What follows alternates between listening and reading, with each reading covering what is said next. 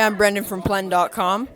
Today we're interviewing Jacob Levy really quickly before class. So, Jacob, what do you think about the recent events in aviation, crashes, etc.?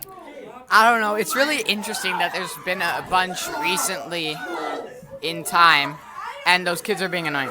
But it's weird that there's been so many interesting in time, and with all the media that's happening, it's making it seem a lot worse for people who wouldn't know much about planes. I agree. There's more media coverage. It might be a bit loud because there's kids over there doing inappropriate activities, but we'll continue.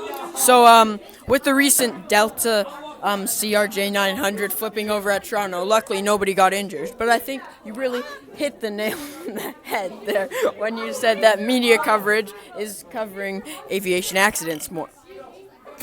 Is covering aviation accidents more. So what inspired your interest in aviation and planes? I don't know. I must have just stumbled upon a couple YouTube videos of people flying, and it just spewed out from there with a couple of friends that also knew about planes.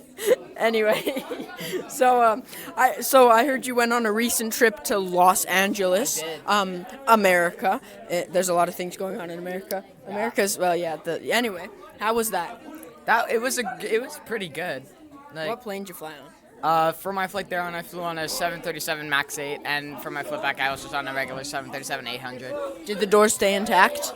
Yes, the doors did stay intact. Well, that's good. Have you been following the recent FAA the new leader of the FAA?